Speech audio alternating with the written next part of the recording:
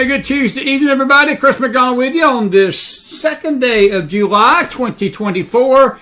And we're on early tonight. I will be not with you tomorrow, probably most of the day, if not at all. Got a procedure in the morning, and that's wanted to get Tony on. We meant to have him on last night, but that's all right. He was, you know how these famous cartoonists are. They've got these rich lifestyles. They've hubnubbing with the Hollywood elites, and you know, he was probably, I don't know what you were doing. You know how you rich folks are, you know, with nothing to do but time on your hands. But I'm grateful we got him on today. But he knows I'm joking with him. He's a good friend. We have become really good friends over these last few years. He's been with me. And Tony, it's good to see you tonight as always, buddy. ComicallyIncorrect.com. I am grateful to have you on a early bird special Tuesday. Good to see you. Good to be here. Good to be here.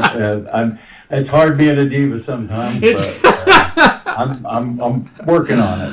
I hope you don't mind me sharing this. We were joking before the show about our health issues. We're about the same ballpark of age, and Tony said, "Well, way I look at it is if I have a stroke, I can still run for president." And I had to laugh at that. I almost spit my stuff out. I was drinking here, and that's very true. I was actually talking to somebody from Pennsylvania today, and I was talking about Fetterman. And I said, I didn't like John Fetterman at first, but when the stroke wore off, me and Fetterman, we actually agree on some things, and I'm really shocked. Oh, yeah. That's true, isn't it? Yeah, Biden sure has lowered the bar. That's what happens when you get a president by mail, and that's true, brother. Too bad. That our country had to go through this for the last 4 years. It's just and the Democrats brought it all on. And I don't know how anybody could ever trust voting for another Democrat, whether they're in the House, Senate, presidency. It's beyond. I don't either, Tony. And, I want to talk about two things with you. We're going to look at some of your cartoons. You got some great ones. I knew you'd be busy since Thursday night, and you have been. But I want to talk about the debate first. Probably one of the worst debates in Democrat history for the Democrat Party. I'm going to stop calling them the Democratic Party because they're not Democratic. Ain't nothing Democratic about this party. This is a vile party. I know the Republicans have got a lot to be desired. I got our dear friend James R., and he always says it right. He says the Republicans have their issues, but the Dems are it rhymes with hit crazy. Mm-hmm. And he's right. Because this party is insane, and they're not just insane, but they are vile, and they are cruel, they're mean, they come up with some of the most wicked things that if somebody on the right were to say that, I mean, man, there would be repercussions and earthquakes like you would not believe politically, in the media, and everything else, but they can say it and get away with it. We can't. But when you witness what you witnessed Thursday night, do you think this caught the Dems off guard, or do you think this was one of those situations where they were basically leading him off the pasture and knowing that he was going to do this, and with an intent that perhaps if he was as bad as he was, that gives them justification to do what they're trying to do right now, and that's get rid of him? Yeah, I think the media was caught off guard a little bit. I don't think the Democrat Party was caught off guard. I think they have a master plan, and I don't mean to be conspiratory thinking or going in that direction, but the thing is they try to think a few moves ahead. And for them to even put the debate up that early, knowing how he is, there were like 16 advisors at Camp David helping him. They all knew what was going to happen, pretty close to that he wasn't going to come off very well because of his ability, his mental facilities aren't quite working right. But I kind of think that they've got another plan B, plan C, and that plan is they're going to bring in somebody else. And like you said, the media has the ability to make evil sound good and good sound evil. And they apply that to anybody. They can make somebody They can make a saint, Mother Teresa, sound like the devil. They could, and they can make the devil sound like Mother Teresa. That's what they do. That's what they've done for 4 years. Yes, they have. Well, actually, 8 years with Trump. They have just barbecued the guy. They have exaggerated things that they would never do to Clinton, with his shenanigans. And they make his small little things sound like they're the worst things that ever happened, like what he said on a bus on a private mic. Right. That's worse than what Clinton actually did. It's very true. No, it's like that's actually true, and I'm glad you said that. And look, I think what you just framed is exactly what we've all wanted to say. They do have this ability to put good as evil, evil as good. I'm listening to it right now.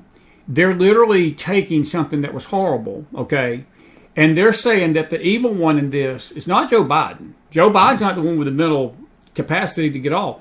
They're turning this around and saying, well, Trump now, since looks like he's going to win now, we got to worry about us being shipped to Gitmo and shot in the street and shipped to Russia. We're going to have to leave the country, and they're screaming, running for the hills, as if Trump's going to take a machine gun down 1600 Pennsylvania Avenue and just shoot everybody. I mean, Tony, again, he's actually going to do what we're doing to him. Exactly. No, that's exactly what they're doing. That's what they're saying.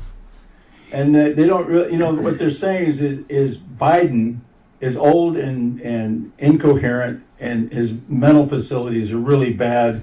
But that other guy is Hitler, and and they've been doing the open borders, lawfare, collapsing the economy, wars breaking out all over the place.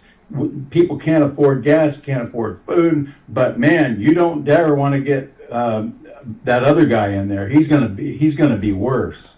How worse can it get, Tony? How worse? I'm going to ask these Dems, how in the blanking hell worse can it get in this country right now?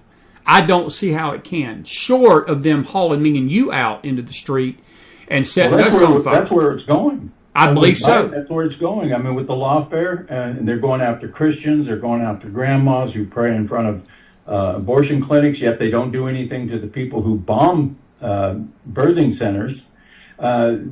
It's everything is turned upside down on its head, and because the media, and I'm not talking about everybody, but the media itself has got enough people, the 30% that are always going to vote for a Democrat, whether it's a potted plant or a rock.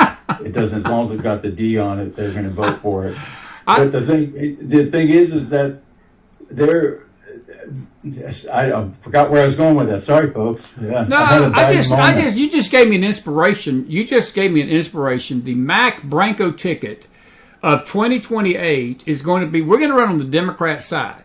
We're going to claim we're Democrats, Branco. And then we're going to get in here and turn this party. Because if they'll vote for a potted plant, me and you are a shoe-in. That's all I got to say. I mean, man, if that's the case, and I'll tend to agree with that.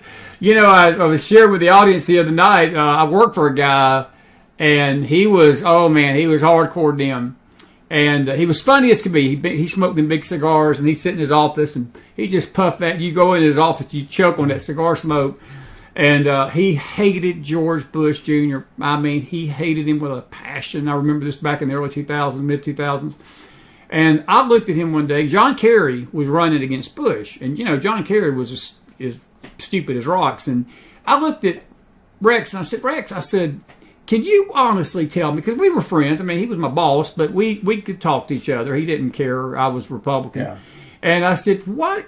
I said, are you going to sit here and seriously tell me that you are giddy and happy about John Kerry?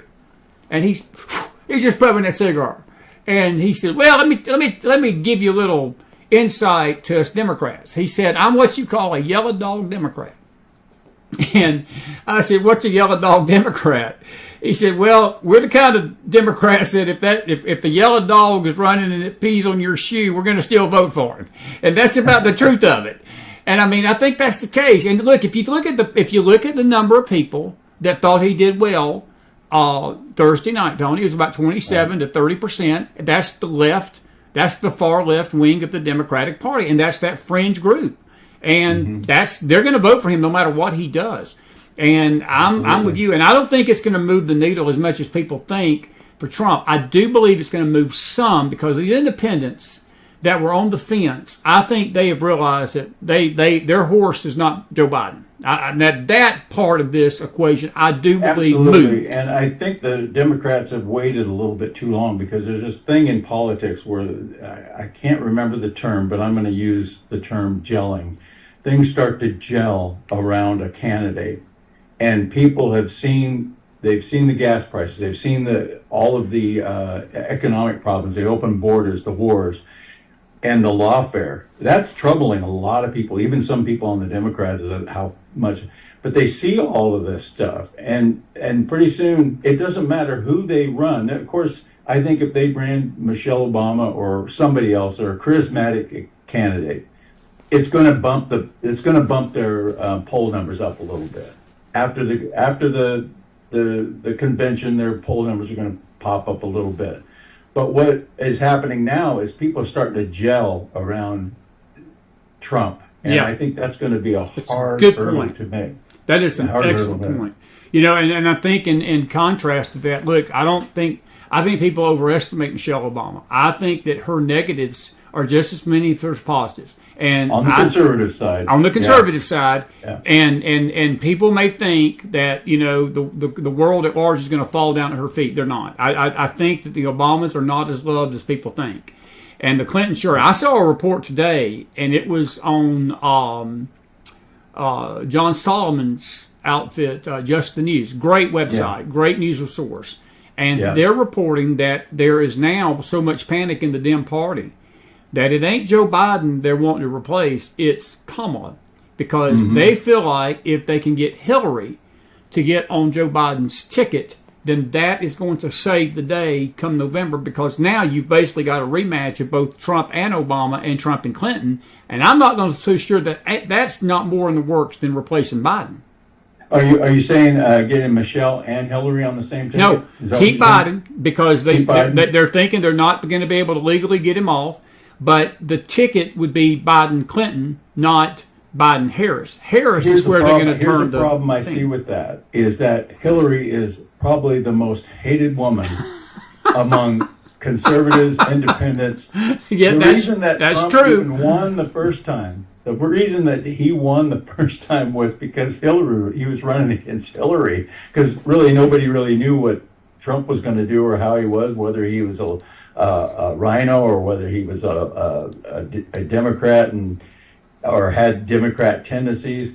But they looked at Hillary and said, she is so corrupt and so nasty. We got to take a chance with Trump. And I'm glad they did, because they found out who Trump was. And that's why they hate Trump. They hate Trump primarily because he beat Hillary. And they've gone after him ever since with lawfare, with Russia hoax, Ukraine phone call hoax, everything that they could possibly throw at this guy simply. And this started way back in the Obama administration. Yes, it did. Under Susan Rice and the FBI and the CIA with Brennan, who is a communist, by the way. It started all in this whole cabal, and McCain and Paul Ryan. I found out just recently that he sat on that dossier and sat on it. He knew about it. He knew it was fake, but yet he didn't reveal that. So because he hates Trump so much, and that's the same with McCain. Yeah. So I don't think Hillary's. I don't think they're going to take a chance. She's already lost. And I read these things with a grain of salt like you do, and I think ultimately it's all speculation. But I will tell you this: they're panicking. I want to just say hello to all our audience this afternoon. I know a lot of you are in. You're saying, well, y'all are on early tonight. We are for several reasons, but I just want to say hello to Suzanne Glidden. She's my dear friend. Her son Dustin pitches for the Dodgers. We're not sure about his baseball team, but I do like Dustin. He's a good kid, Dustin May. But she hadn't been in. It's good to see you, Suzanne. Hadn't seen you in a while, dear. It's really good to have you tonight on the show. But Tony, let me go back to this situation with the debate. and what's coming.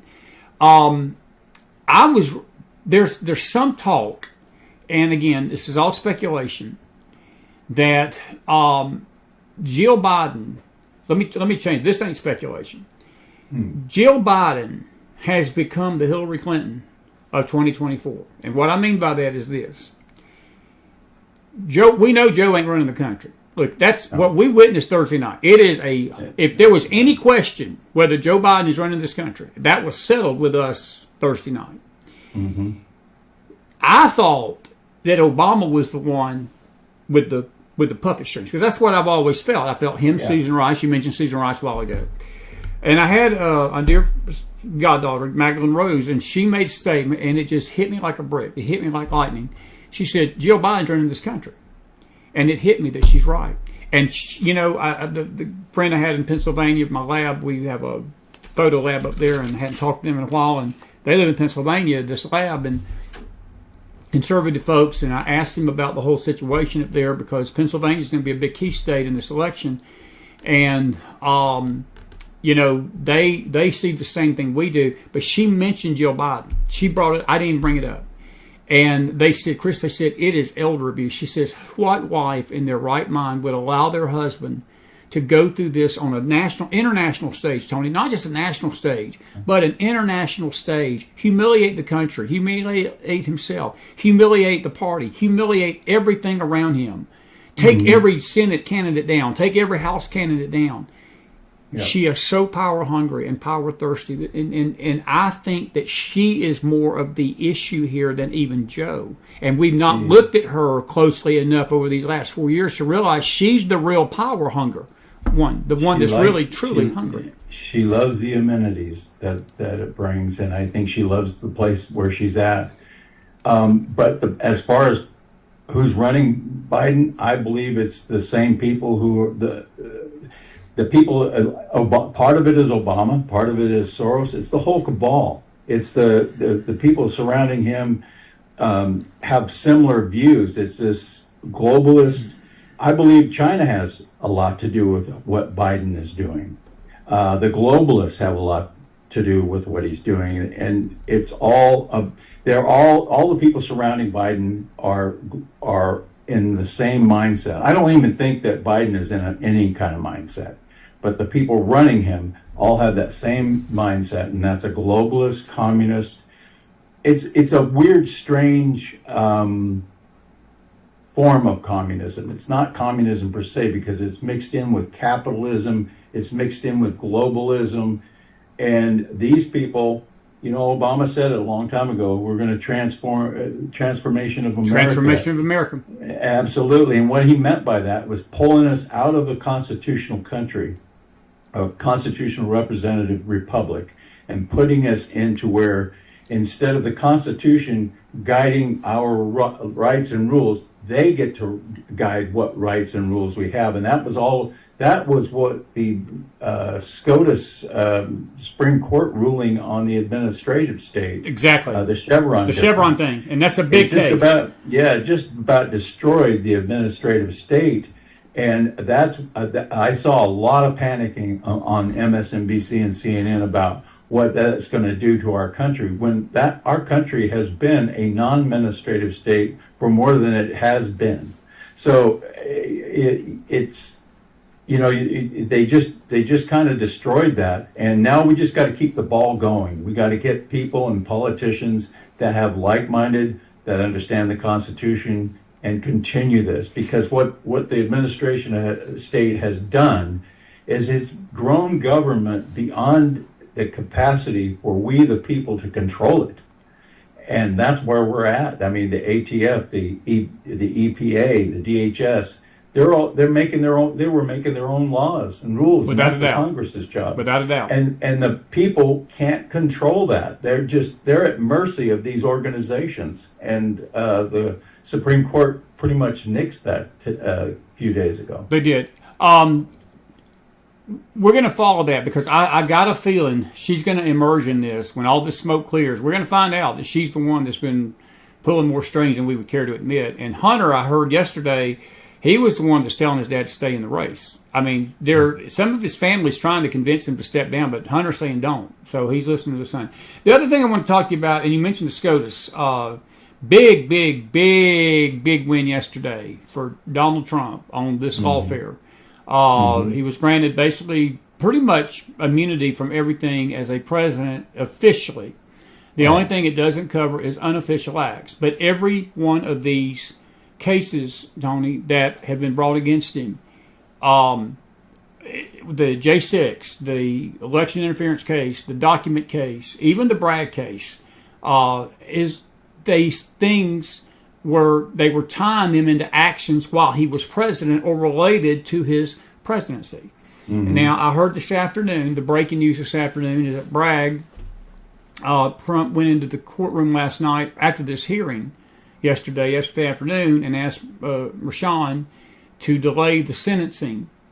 And I think that he's going to be granted a 2-week delay, which would get him to the convention. It would basically make me ensure the fact he would be at the convention.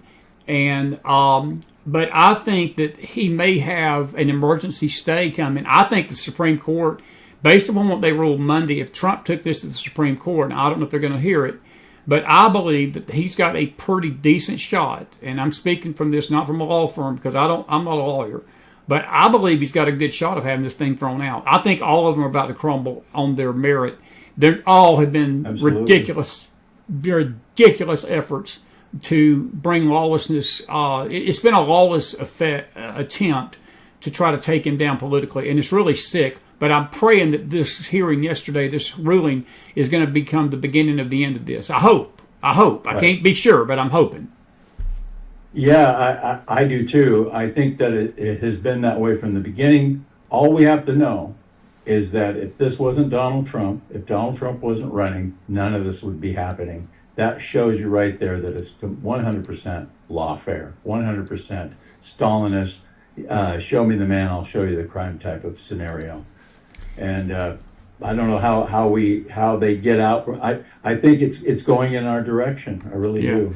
Did you see Sotomayor's dissent, where she basically repeated the talking points of MSNBC that Trump was going to shoot everybody in the street? I mean, are you joking? This is a justice of the Supreme Court of the United States of America acting like a pundit on MSNBC. And the Kajani Brown, and let me tell you how bad a week it's been for the Dem. You know, you're speaking of, it was one of those cases last week that went 9-1. Even Kajani Brown sided with the conservatives. I mean, when Kajani Brown, who don't even know what a man and a woman is, when she starts siding with the conservatives, as we say in the South to you Democrats, you are screwed. I'm sorry, you are just screwed. And I'm telling you, Tony, it's been a bad week for the Dems, man. It's been a horrible week. It's been a horrible week, and I had the opportunity, and I went. It was hard to get through it, but I watched some MSNBC and how they were flipping out over all of this, and how Trump is going to call in the SWAT team on these people. And he's going to assassinate these people because of this ruling. And it's just ludicrous because here, and a lot of it, the last couple of weeks, they've been talking about how they're afraid that Trump is going to do to them what they've been doing to him, and that's I just find it really comical at the extremes that they're willing to go through and to describe this scenario and talk about us being conspiracy theorists. I know. When it comes down to the fact that Trump still has to act within the Constitution, all presidents do, within the Constitution, and they can't go outside of that. And if they do, you have the Supreme Court there. But I'm more worried about Democrats if they become president again, not understanding this. They could do what they're doing now. I mean, they're arresting Christians. They're bankrupting. You got the number one mayor, America's mayor, Rudy Giuliani. Just got disbarred. Yeah, he just got disbarred in New York. Unbelievable. In New York. But this is the kind of stuff, and other attorneys that have represented Trump. The the whole attorney-client privilege has just gone by the wayside with these people. It used to mean something. It used to mean that, but not anymore. They've thrown that to the wayside. So all these things, these atrocious things that Democrats are doing, I'm with you, buddy. They got a lot of nerve. Do you think the American public is buying this time, though? Because, look, I think the American public there was a great deal of Americans in 2020 that they just didn't like Trump. They just didn't like him. There's a lot that didn't like him in 2016, but they hated Hillary more. There was a lot of people that really was reversed in 2020. They knew Joe Biden was in a mess, but they just could not stand Donald John Trump. Mm-hmm. Do you think that because it's the same playbook from what we've been hearing for 4 years, Tony, do you think the American public's buying it this time as much as before? I don't. No, I'll tell you why they're not. Because of shows like yours. Because of Bannon's War Room. Because those shows and your show and all these podcasts and this alternative media that's going on is giving people an alternative, at least to compare facts. That's very and true. Even the people that are watching, I mean, that debate showed you just how much MSNBC has been lying to them. That's the other reason they're upset, is because they got caught with their pants down. The media did, because they've been hiding Biden for all these years, and all of a sudden, everybody, liberals, Democrats, communists, the dog, the cat, all got to watch that debate and realize then that the media has not been honest with them about Biden. So what else are they not being honest about? That's very true. Are they being honest about the Russia hoax? Nope. They've lied about the Russia hoax. They've lied about Ukraine phone call. They've lied about They've lied about the border. They spent the first 2 years of Biden's things lying about how many people are coming across the border. So all these things, and I think that's a house of cards.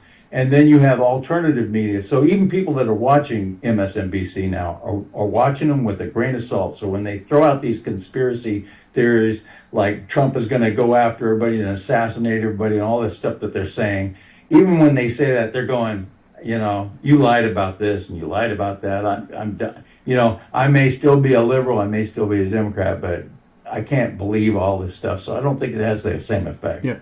Speaking of that, I always show you cartoons. You've been busy this week. This sums up what you just said. This is Jean-Pierre. I'll put it over my face since you're better looking than I am. But she's got her finger pointing to the presidential debate, and Murph, as you can see, I'm going to make this bigger. I'll hide both of us since we're both ugly. How about that?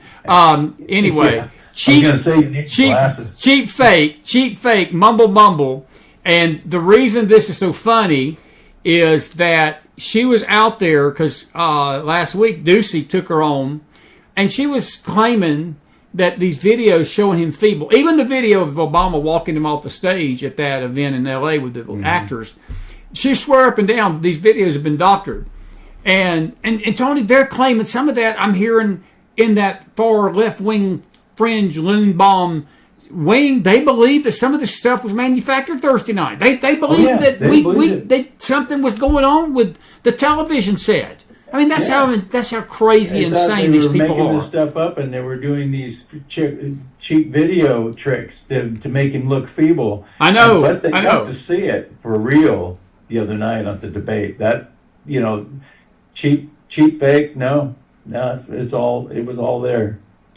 It sure is, buddy. It sure is. Good stuff there. Got to show you this other one while we're at it. This is a pretty good one. This speaks of the cases being kicked down the court. Do you think the censorship situation is going to stop with some of these rulings? Because it did sort of. You mentioned the administrative state.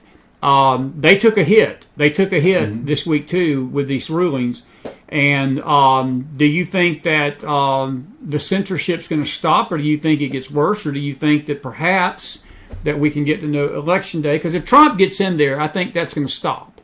That part of this horror that we've been in is going to stop, I would think.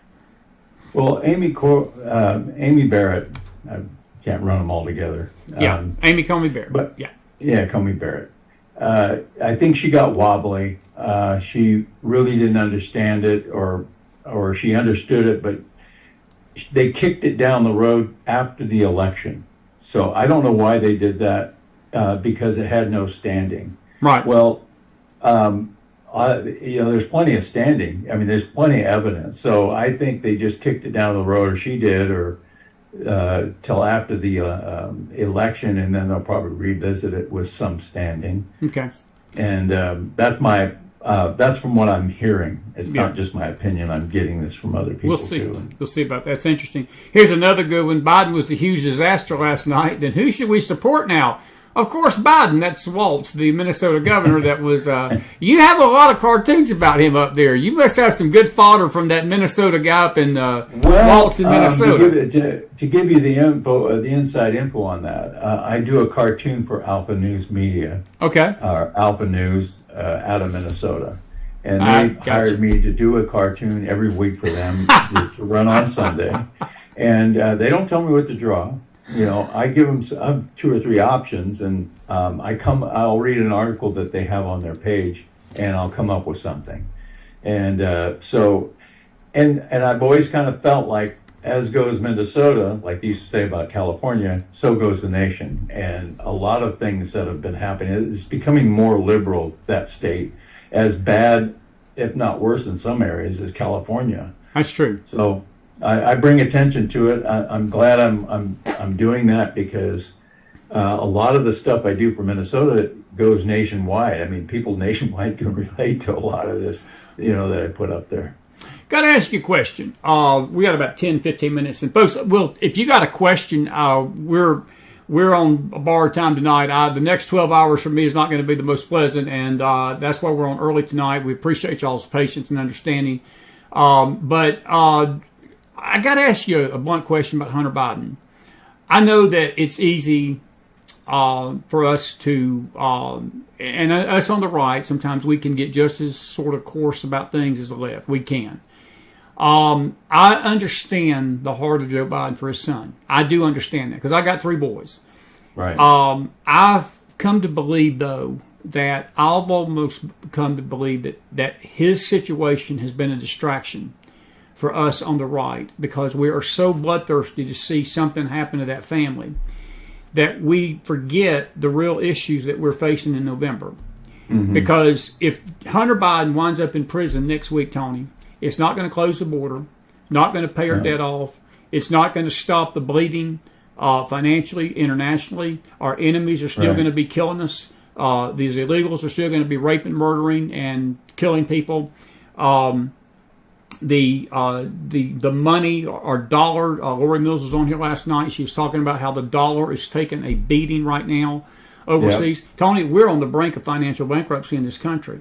And our attention, we just have this tunnel vision. Sometimes we think it's easy fodder. So, well, we got to get Hunter Biden. We got to get Hunter Biden. Where Hunter Biden doesn't fix any of those situations. And I'm not saying that what he's done is good. And I do believe him and his daddy are crooked as hell. And I do believe Burisma was paying them multi-millions of dollars, basically from Ukraine, to sell this country down the toilet. I do believe that. And justice will come one day. But we had better, on the right, understand that the focus is not Hunter Biden. The focus is America. And as we are 2 days away from the 4th of July, I think that's pretty wise, correct? I think so. And I don't think that like you said, I don't think Hunter Biden has anything to do with anything, but some say that he's just nothing but a sacrificial goat, because it's diverted all of the crimes and things that were going against Biden at the time. So it's kind of shifted. And some people have claimed that that's on purpose. Right. Your camera's off. I don't know if that's on purpose or maybe hit a button there. I was trying to fix my back screen. You're fine. I don't know if I did. No, you're fine. I don't know if I actually fixed it yet. I can't see, but... Oh, that's all right. We got you on audio. That's the main thing. There we go. Folks, if you got a question or anything for Tony, we got a few minutes with him. Tony, what's your... do you think that... let me talk with the Senate and the House with you. Does this ripple effect down to the Senate and the House on what happened Thursday night, do you think? I think so. I think a lot of this is rippling. You can tell by the primaries. Now, I'm not going to jump on the red wave bandwagon like I did last time, because but we still have to confront the cheating. There's a lot of cheating going on. You have counties where there's more voters than there are registered voters. You have so much shenanigans going on, and it's starting to come out now, more and more. Arizona, some things in Wyoming, or not Wyoming, but Wisconsin. So we've got to be vigilant on that, and we got, because if we don't get a hold of the Democrat cheating, where it doesn't matter, like I said, Trump could run against a potted plant. That's true. Still lose, so. That's my take on it. Well, buddy, it's been a pleasure having you tonight. And listen, after the 4th, we're going to get you back on again. I'm sure we'll have a lot to talk about. The convention's coming up, and I appreciate you so much tonight. And may the Lord bless you. Have a happy 4th of July. I apologize for the backdrop thing. I keep this thing up so people can't see my messy office. Do you realize they're after the history of this show and the blips and the tech boo-boos for 7 years? That on a scale of 1 to 10 is like a -50. So trust me. Well, I tell you, we've had far worse happen with guests than that, Branco. So we're good. My office looked as good as yours, I would need a backdrop. It's okay, man. We love you. We love you anyway. Comicallyincorrect.com, folks, and go to his website. Tony, thank you for your time tonight. Have a good night. Happy 4th. God bless, friend. Tony Branco, everybody. Put some fire in that house. I'm grateful for him, and I'm going to come back over here. Can't stay long with you tonight. I'm getting ready to enter the worst part. I'm going to be in for procedure in the morning, early, 6:30. I ask you for your prayers overnight, and that's why we've been on early tonight. And this show will remain on YouTube and Facebook for the replay. We're grateful for all of you being with us tonight. And I just want to say thank you all for a beautiful, beautiful year. We've had a great audience, good shows. We got a lot to go. We got this election coming up, all hands on deck. And we're going to take a few days off this week. We'll be here maybe tomorrow night for the Faith Show, maybe. But we're going to take a few days off and enjoy some time this 4th of July. And we want you to do too. There's a possibility that we'll have a prayer event Thursday. It will only last an hour at the most if we do that. And we'll be calling on some of you to pray. But I do ask for your prayers tonight for the next 24 hours. I hate hospitals. I hate, for the history of the last 3 years, nothing against the nurses and the doctors and all that, but I hate hospitals. And it's an outpatient thing tomorrow, but please remember me in your prayers. It's a regular procedure for something, but it's about a year overdue, and they've been sort of on me to get it done. And again, and I've got to do it tonight, tomorrow. So please, your prayers for the next 24 hours for your host. And I will see you again probably Sunday morning meeting time, if not sooner. And if something happens really big, and the world ends, we will jump in here and be on here. But I want you to enjoy this 4th of July season this weekend, and happy birthday to our country. Enjoy this country, respect this country, vote in these elections. Let's celebrate America. Let's not be ashamed to be Americans, because I'm proud to be an American. And so forth. Check our Facebook page for the schedule this week. If things change, our Telegram room will still be posting news articles and so forth. But I want to say thank you all for being with me tonight, and may the Lord bless you all. Outdoory, thank you for being out there in the chat room with us in YouTube tonight. And good to see everybody. Corey, Liz, Tracy, Emelina, saw Suzanne, Rick Martini, thank you. And Rick made a good comment. It is elder abuse, Rick. I'll agree with you 100%. Jill Biden should be ashamed of herself. I totally agree with that. I think we've underestimated her role in this government, and I think that I think this has brought this to light, and she's a force. She's a force behind Joe, and not a good one. Not a good one. Listen, God bless you. God bless your families. God bless this great nation of America. We love you all, and have a blessed night. And we may see you tomorrow night on the Faith Network on the Faith side, but this will be our final news show of the week. And then we'll be back at it next week for you. And until I see you again, may the Lord bless you is our prayers. Have a good night, everybody. Be blessed. Good night, everybody.